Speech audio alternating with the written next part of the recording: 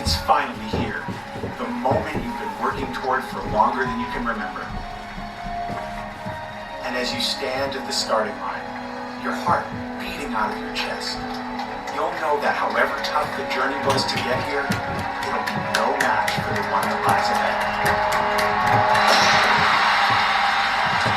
And that gun goes off, it's like your heart almost stops for 1 second. And you pause and realize this is really going to happen. I'm at the starting line of the Boston Marathon.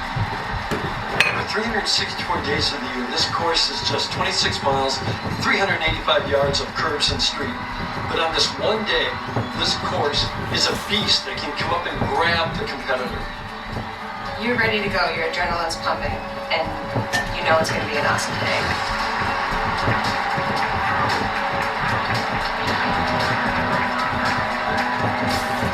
As you run through Ashland, the course continues to lose altitude as it winds along Union Street for just over 3 miles. There's so much energy out there. So use it, but use it wisely. Don't overrun those first couple miles. You have a long ways to go. After the second mile, the downhill pitch levels. The crowds thin and the fields of runners start to spread out. So now's the time to take a deep breath and really find your rhythm.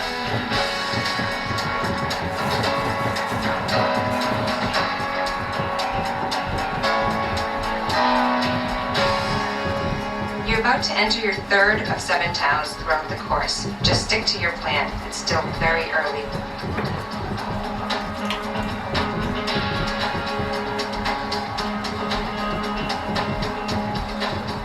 The course now begins to roll down and flatten out a bit. Use this time to reserve energy and prepare for the hills to come.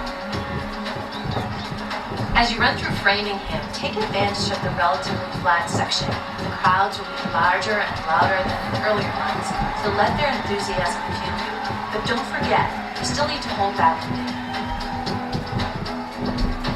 The 10K point is one of the most crucial on the entire race course, because if you're running at a pace that's faster than your personal best, you may have gone out too quickly, and you'll immediately need to adjust your pace.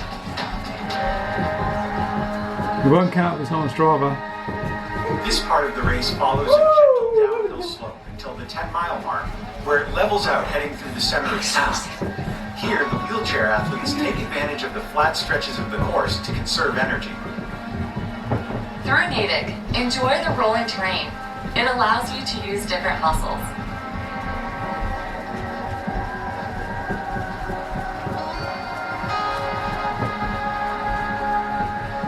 There's sort of a quiet area between Natick and Wellesley. Not quite as many fans. But that's the calm before the storm, because when you hit Wellesley College, it's going to get loud, and you can't hear yourself think.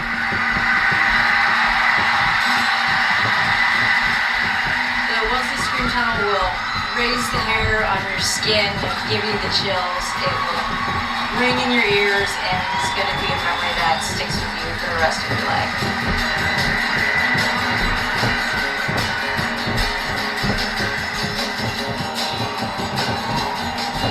As you cross the halfway point, you get really excited because you start counting down, realizing that you've run further than you have left to go.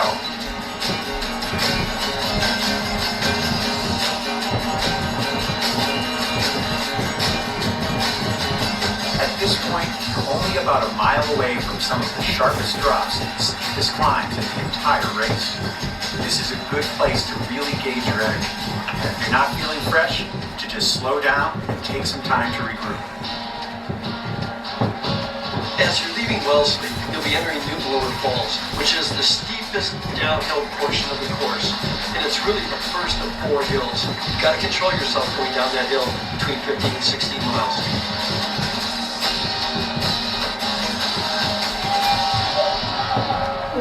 As you approach the uphill at mile 16, it almost feels like an optical illusion because you can't really see it, but you can feel it. And that crowd is yelling and screaming and helping you get up and over that hill.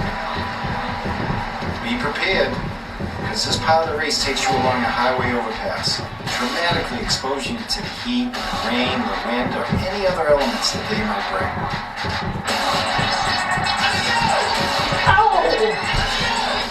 The Newton Hills are probably the most challenging part of the course, and you head into a set of 4.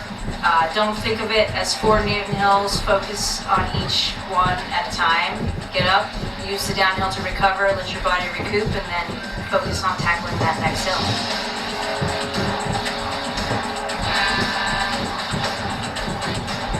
Up until you reach Commonwealth Ave, you really haven't made any big turns the entire race.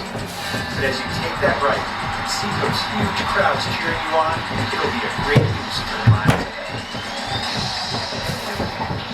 Best tip I ever got for running hills, and which I think applies to these hills in Newton, is to put together 10 quick steps at the top of the hill. That way you get your pace back very quickly.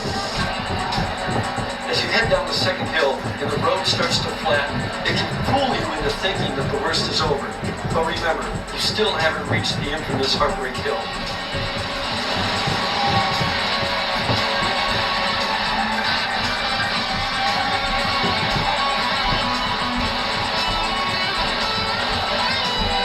Heartbreak Hill is the last major incline of the race. So once you make it to the top, it's okay to celebrate. After that, you'll start to descend into the city, and the boisterous crowds along Boston College will help motivate you in those final miles. After the runners crest the top of Heartbreak Hill, now they must go down the backside of it. That's where they'll pass a cemetery, and they'll soon understand why more elite leads have been lost in that very mile than any other mile in the entire race. That's why it's called the Haunted Mile.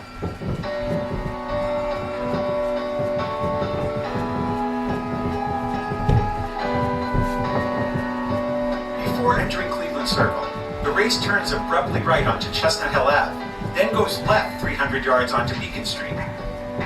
Here, it's good to maintain your speed going into the left-hand turn, but you also need to be careful of the train tracks that you will need to cross. As you leave Cleveland Circle and head towards Coolidge Corner, everything will be hurting you. Your calves, your quads, your hamstrings, your arms. But keep moving forward. You're prepared for this moment. Set your sights on someone ahead of you and dig deep. You've got this. When you get to Brookline, the crowds are incredible. Boston has some of the greatest fans in the world, and there's a ton of energy around there. You're going to be hurting, because that's the marathon. Tap into the energy around you, use the momentum of the course, and let it help you to the finish line.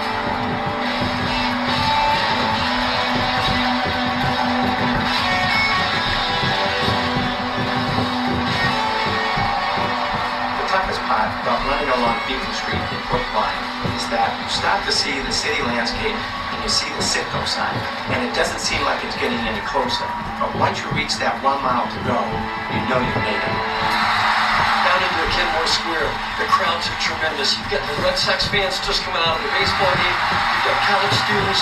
Everybody's out there. The crowds are building, and you know you're close.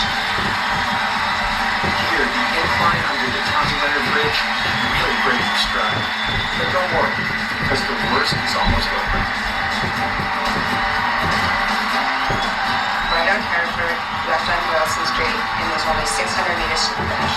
The deafening crowd, 6 people deep, will take you home. As you turn onto Boylston Street, the crowd thickens, they're screaming, and you start to reflect on all the months of training, the hard work, the commitment, the sacrifices, and you finally realize it's all been worth it. You made it.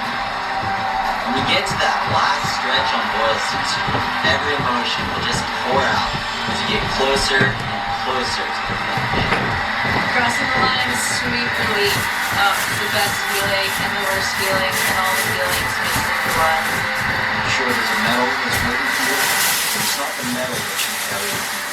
It's just finishing the Boston Marathon. You carry that in your heart for the rest of your life.